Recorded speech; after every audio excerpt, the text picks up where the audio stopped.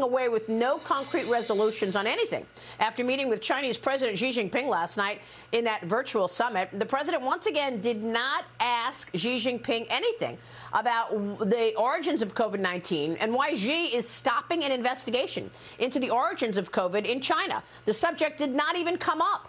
5+ million people are dead, and the subject did not come up. The leader's not making any headway on other issues either, including human rights abuses. There are a million Uyghurs locked up in Xinjiang right now. Genocide is how two administrations called it.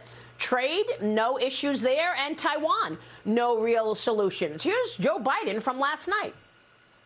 It seems to me our responsibility as leaders of China and the United States to ensure that the competition between our countries does not veer into conflict, whether intended or unintended.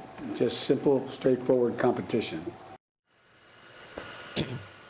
Well, competition, but it's also an adversary. But he continues to call China a competitor, even though they're very clear that the CCP wants to overtake the United States as the #1 superpower. Joining me right now is former National Security Adviser. He is senior fellow at the Hoover Institution and author of the new book, Battlegrounds, The Fight to Defend the Free World, General H.R. McMaster. General, it's great to see you this morning. Thanks so much for being with me.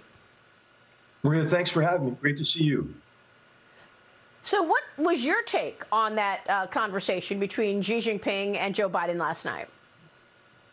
Well, I think what's missing is a sense that we need to win in this competition, Maria, because what we see Xi Jinping doing, as you already mentioned, right, he's extending and tightening his exclusive grip on power internally through brutal means, through a genocidal campaign against the Uyghurs in Xinjiang, but also the perfection of this technologically enabled Orwellian police state, extending the party's repression into Hong Kong. And of course, that's tied to these external threats now in the South China Sea, right? Where if he succeeds, he will accomplish the largest land grab, so to speak, in history, in an area through which 1/3 of the world's surface trade flows.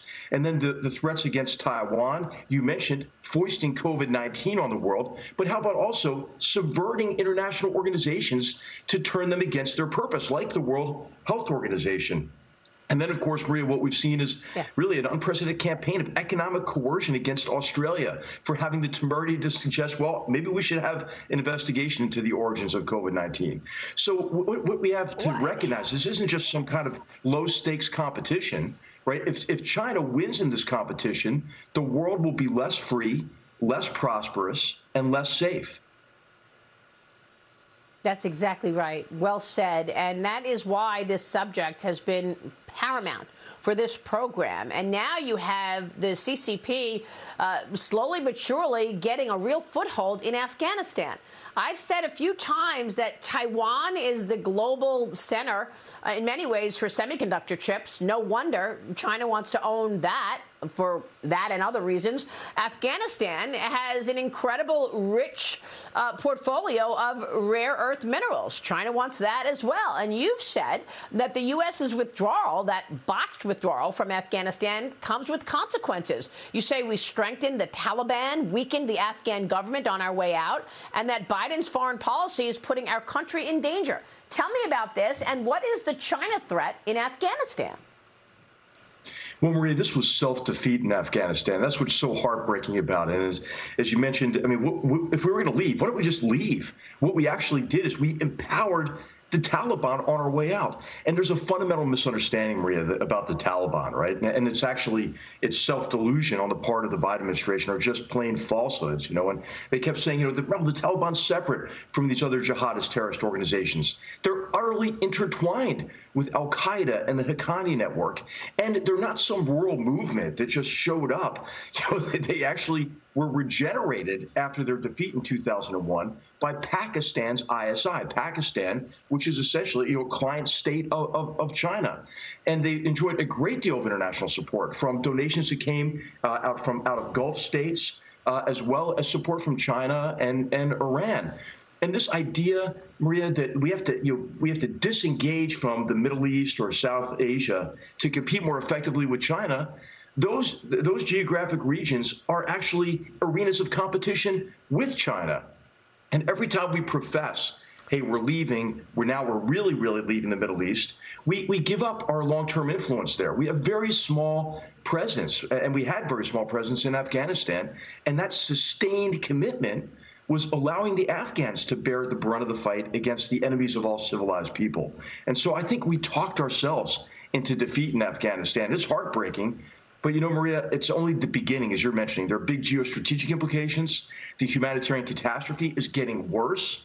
And, of course, there is a political catastrophe in connection with, with our reliability. I mean, people used to get really mad about Donald Trump's mean tweets about European allies. But you know what? He didn't leave their citizens behind under Taliban rule in a ready-made hostage situation.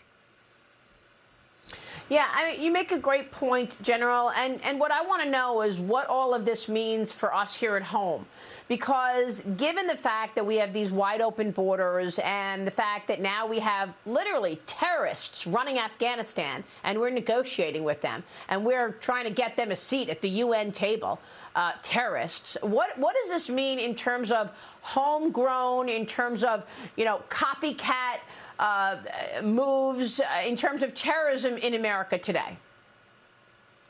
Well, I think, Maria, what we need is a combination of very good, obviously, law enforcement, which we have, thank goodness, in this country, to uncover these groups as they come in, and then to dismantle networks and protect the American people, mainly through law enforcement. And we learned from 9/11, right, that we need to integrate intelligence and law enforcement capabilities. And we've done that organizationally.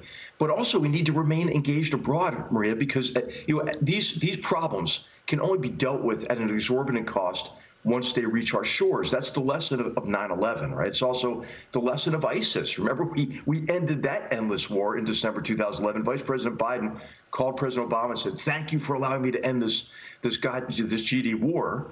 And of course, what you had just 3 years later was the most destructive terrorist organization in history, and we had to go back. So I think sustained engagement abroad, but I think you're also alluding, Maria, to this idea of shaken confidence in our country. I think Xi Jinping thinks he's winning. I think he thinks we're weak. I think this adds to the danger in the coming years, especially maybe his belief that he has a fleeting window of opportunity after the Communist Party Congress about this time next year to really subsume Taiwan, maybe by force or by coercion. And so we're in a race, I think, to deter China, and it's much more important than just some kind of fair competition. I mean, we really need to focus on prevailing in this competition. Remember when Ronald Reagan was asked what his vision was for the Cold War? He said, "We win, they lose." And I think it's important to recognize that the party is a threat to the whole world.